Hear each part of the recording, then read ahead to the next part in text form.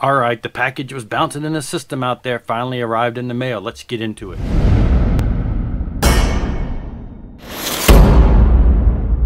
Okay, so yes, a couple videos ago I mentioned how I had a package that was bouncing all over. It came from California, which I know can be a long time, but then it gets over here and it hits like the Washington, D.C. area, and then it bounces all over. It ended up going north from there rather than south. It really should just be one stop from there. It's only a couple hours away.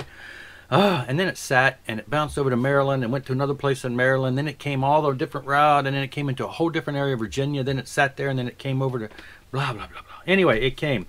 And what I got here is it's a package from Roxx Records. It is some of the new, well, it's not technically the limited run vinyl. This would be part of the Roxx 100 series. And then one of them is just a reissue, I guess, if not. So anyway, these are two albums, reissues, that I have been anxiously awaiting. The first one is Bjorn Stixon Together with Friends. Bjorn Stixon is the guitar player from the band Leviticus, one of my favorite bands from back in the 80s and early 90 area.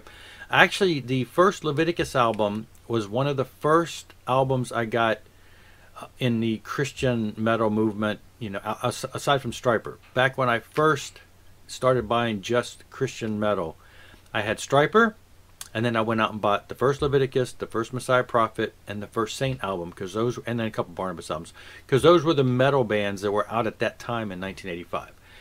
So I've always been a fan of Leviticus. They went through, the first two albums had one singer, the second two albums had different singers. Great stuff. This one kind of is in that time frame where he brought in a bunch of other singers, and it was in between the third and fourth album, I believe, if I'm correct. Different singers, a bunch of different people you can see here. Together with Friends. Now we do have here on bass on this one, we do have the original singer from Leviticus. So, and then we've got, you know, Sonny, and we got the original drummer from Leviticus. I mean, he was always still in the band. And then, you know, we got Pio and we got Sonny, both of which has done later work with him after this album. Pio became the singer for the next album. Anyway, so yeah, there's been a lot of stuff that they've done together with Friends. Anyway, so this is a reissue. I actually found a copy of this in the wild. I showed maybe 6 months ago, 6 or 7 months ago. And I was excited to finally have a copy that just happened to stumble on in the wild. And so then all of a sudden they reissue it. Now, it's on random color vinyl, and I probably got one of the ugliest colors. It's just kind of like a mixture of everything. I mean, it's neat because it's marble, but I've seen and heard of people getting all kinds of different brightly colored ones. This one just kind of looks, it's greenish. I don't know. It looks like they mix a lot of colors.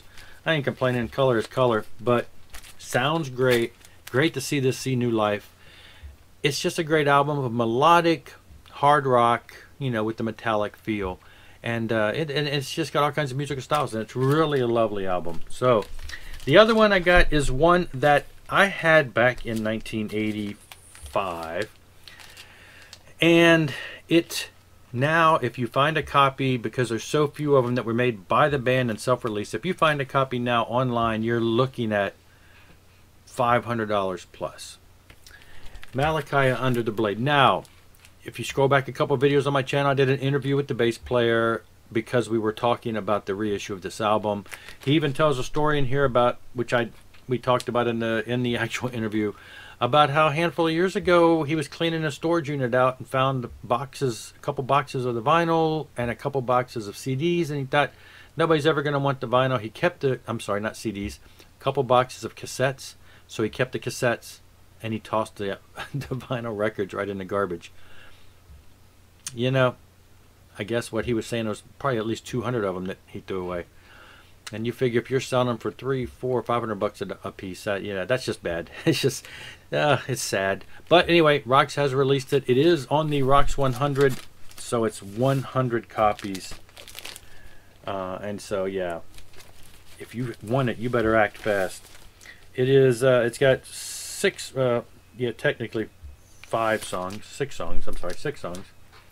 The songs were later redone and did appear on their Red Sunrise album. They had added a keyboard player at that point. So on this is a little more raw, demo-ish, but yet better than demo. And then when they added additional band members and keyboards and stuff, it became a little more well-produced on the next album. Some people really are fond of this album because it is a little more on the heavy side, a little more guitar-oriented. and it's just great to finally see it reissued. I'm assuming at some point they'll do Red Sunrise too. It is just on black wax. Got the custom labels, really kind of cool.